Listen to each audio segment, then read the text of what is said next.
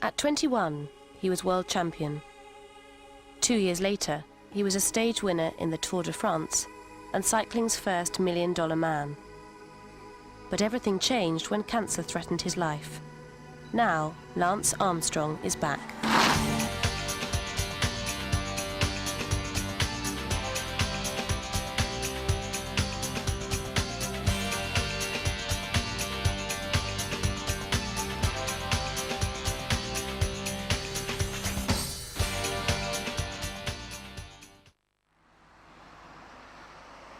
It's early on a Sunday morning on the French Riviera. In the suburbs of Nice, the US Postal Cycling Team is getting ready for the final day of the Paris-Nice stage race. As the team's mechanics prepare his bike for the long day ahead, professional cycling's most magnetic figure, Lance Armstrong, joins his teammates for breakfast.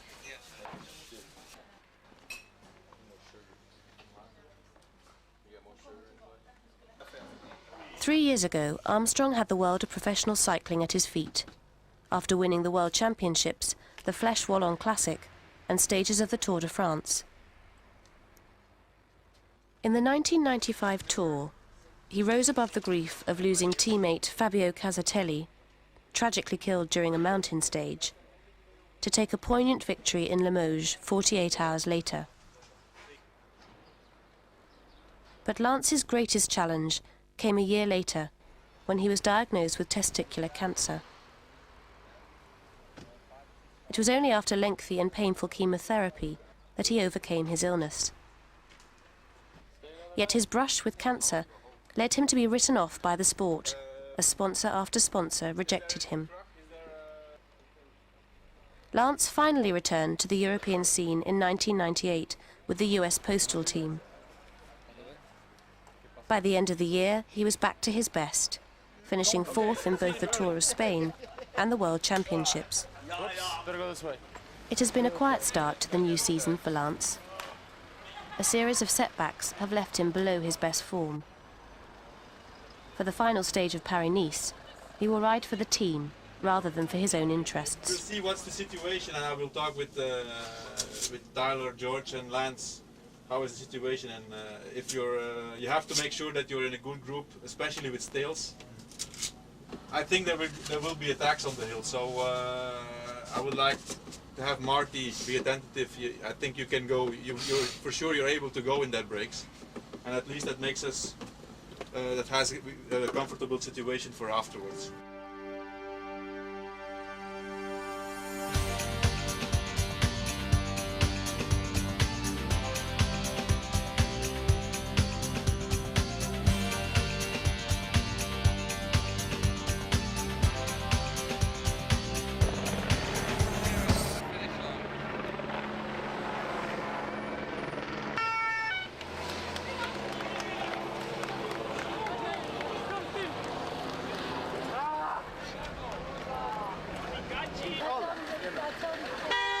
Voilà, merci Madame Lelio, alors que Tom Stils rejoint le podium et je crois qu'en applaudissant ces 4 coureurs, on peut applaudir tous les coureurs qui ont pris le départ de cette 66e édition de Paris-Nice. Merci de les saluer, Tom Stils, le vainqueur de l'étape.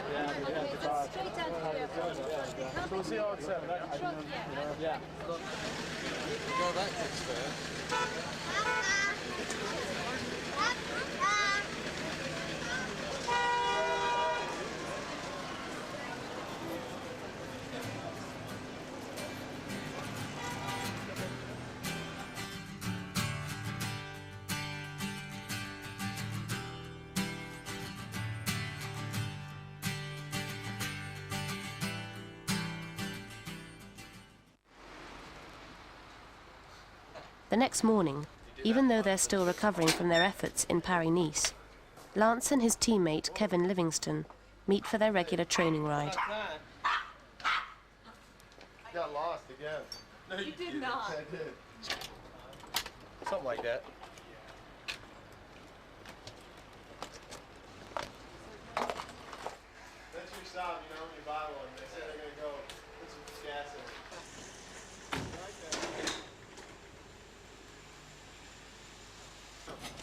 Just go down here and go up to Caldez. You know, we always talked about moving to Nice because Sean Yates lived here for most of his career. And there's the obvious reasons. The weather is probably the best in Europe. The airport is close. Training itself is really nice. And the fact that we're all here, there's 4 or 5 Americans, or we have a little community here. So it's worked out well. Not allowed to stop. Sure. Need some money? No, I got the money. Voila. Merci. Merci. I miss a lot about the States, but it's difficult when you're a stranger and you don't speak the language perfectly. So it's different and you have to adjust, but that's cool because it's a nice learning process.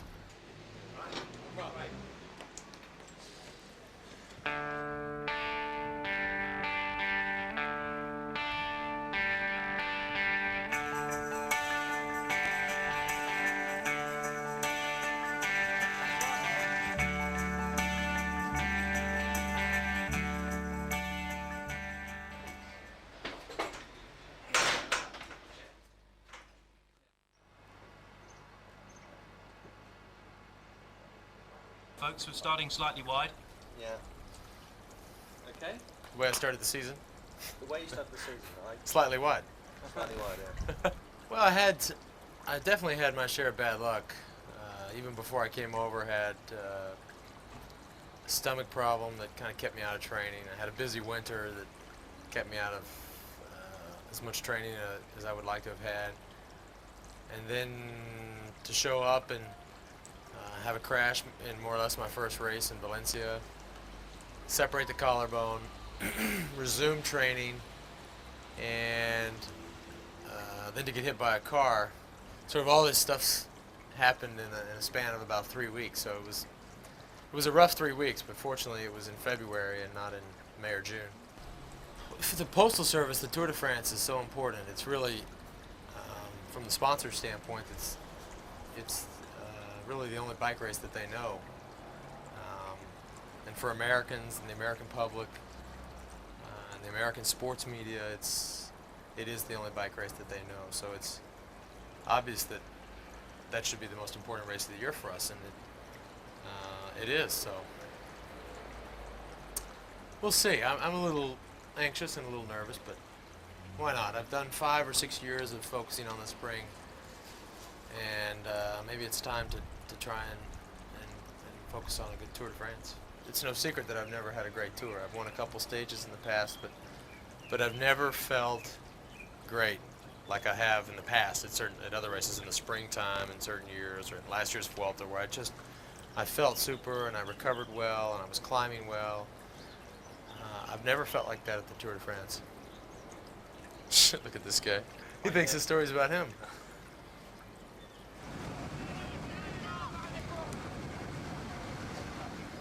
You know, I got a lot of questions at Paris-Nice. They said, "What's wrong? When are you going to start? Why aren't you riding good? And when are you going to start riding good?"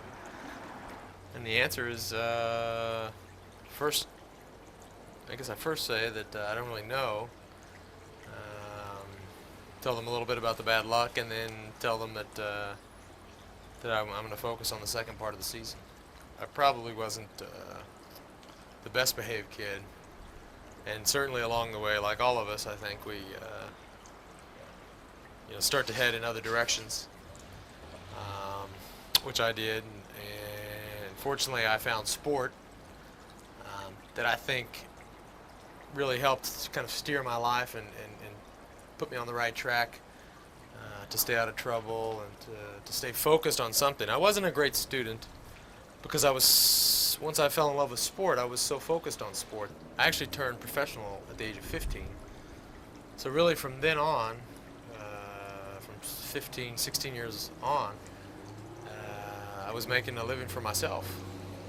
I still lived with my mother and still lived in her house. But the little things, like a car or a haircut or a meal out or something that a normal 16-year-old would have to go to their mom if they didn't have a job and they would have to ask for money, I was able to afford myself. So it was good for her and good for me. She was very supportive. obviously, growing up, she was really the only parent I had. Um, I can't pinpoint one thing, but I know that I like the job more now than I did 3 or 4 years ago. And the group that we have this year is the best group I've ever been around. And that to me is fun. I mean, training camp was 2 weeks with all the same guys out doing the same thing you do every day, day in, day out, day in, day out. It was fun. When you go to the races, you fall into this rhythm that nothing really changes. But if you have a good group of guys, then it's always fun. But I really found that I liked that in cycling. I liked not just the team aspect of it in the race, where you have 8 other guys with you or 7 other guys, and you're trying to figure out how to win that day. But I liked the team aspect off of the bike, with the mechanics and the soigneurs and the directors and sort of the caravan that we travel in. I like that part of it. Lance's victory in the 1993 World Championships represented a breakthrough for him, but his Texan exuberance did not go down so well with some of the more established European riders.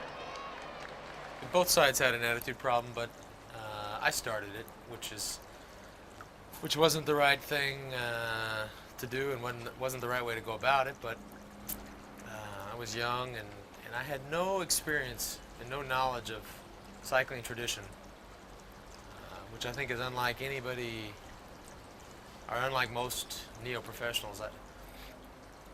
I didn't know the races, I didn't know the riders, I didn't know the history of cycling. And I've tried to learn that over the years and respect that more and more, and have cycling be a bigger part of my life and my life be a bigger part of cycling. But anyways, if I had to do it all over, of course I would do it a lot different. Early on I got into a disagreement with Argentine, which was a big mistake, because he was kind of the boss of the Italians. Which again, not to repeat, it was a mistake, but fortunately now we're friends and we put it behind us. I enjoy riding a bike. It's something that, for exercise or fitness or being with friends or seeing the countryside or whatever it is, I enjoy it. The tactical side, I've had to learn, because when I started I knew nothing and had no experience, and didn't really think that they were that involved, but they are. And then the historical side of it, I've tried to learn as well. And whether it be talking with older teammates, or talking with Eddie Merckx, or just hearing stories, or reading books, or magazines, or watching videos, and now I enjoy that stuff. It's gotten a lot harder for me now. It's not. I mean, back then, for some reason, cycling was a lot easier. I mean, I can remember Paris-Nice in 1993. It seemed like I was off the front every day, and for some reason I can't do that anymore. I don't know what it is, but I've had to make up for certain areas. If you're on, say, a 7 or 8 day race, and you have you're up at 7 every morning eating pasta, that gets old after 3 or 4 days. The big tours are hard. That's what makes a 3-week tour so hard, because you're doing the same thing in the morning, during the day, at night for 3 weeks straight. It's hard on the mind as it is on the legs.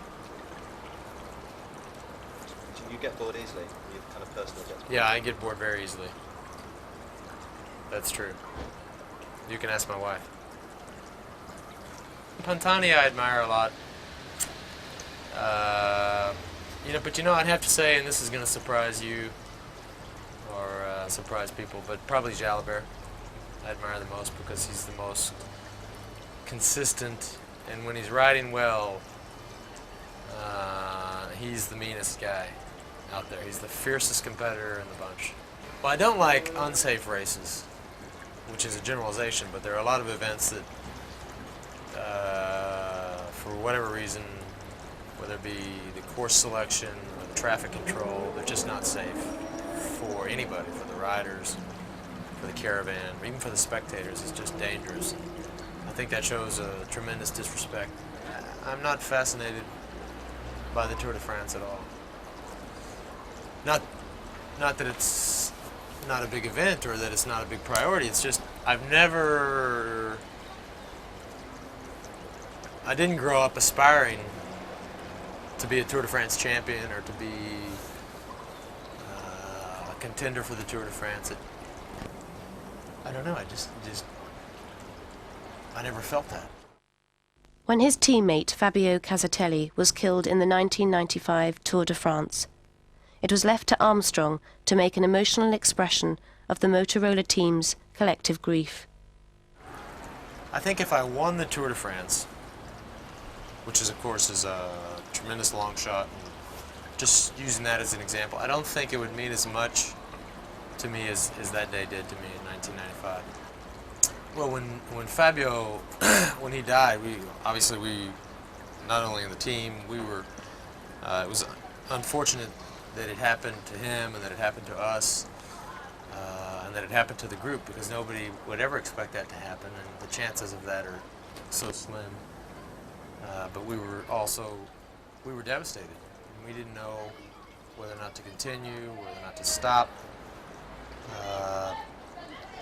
So it was just it wasn't anything that we set out and said we have to win or we have to do something special for him. It just happened, and at that moment it was just the strongest feeling I've ever had, I think, in my life. I know for a fact it's the strongest feeling I've had in my life.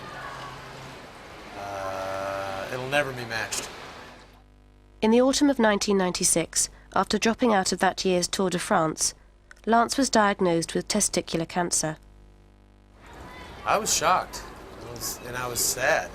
I was really sad and scared.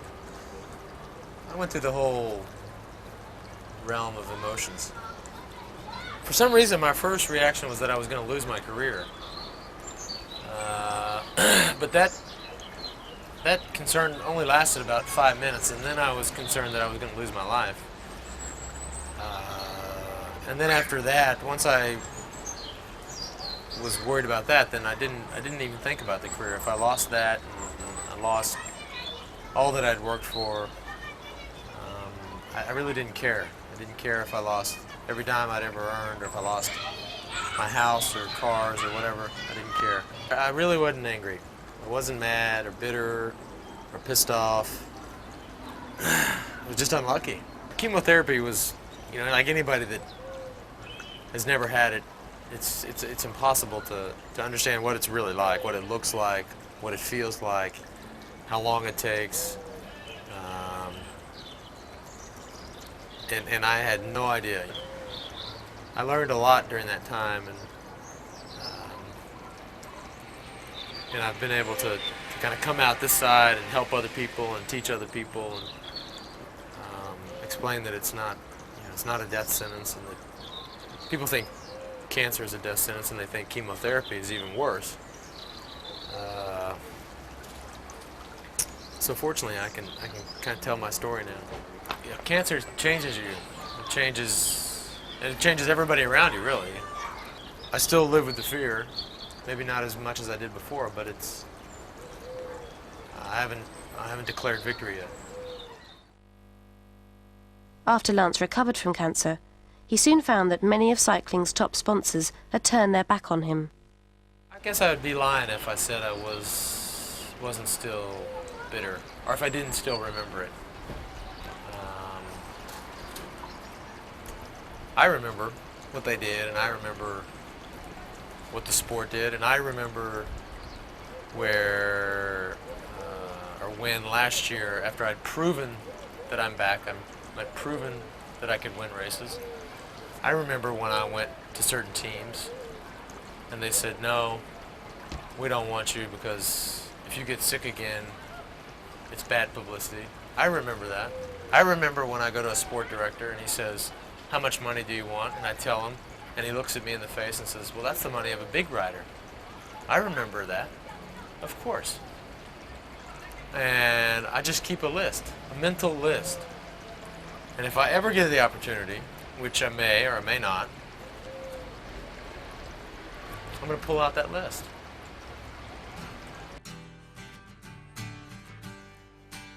I'm happy with the way things have gone. You know, I can't say I wish I would have won a World Championship. I can't say I wish I would have won a Classic. I can't say I wish I would have won a World Cup. I can't say I wish I would have won a stage of the Tour de France. Not that I've done everything in the sport, but if I stopped today, or if I had stopped a year ago, which I was almost forced to do, I would have been completely satisfied with what I did in cycling. I wouldn't have missed anything.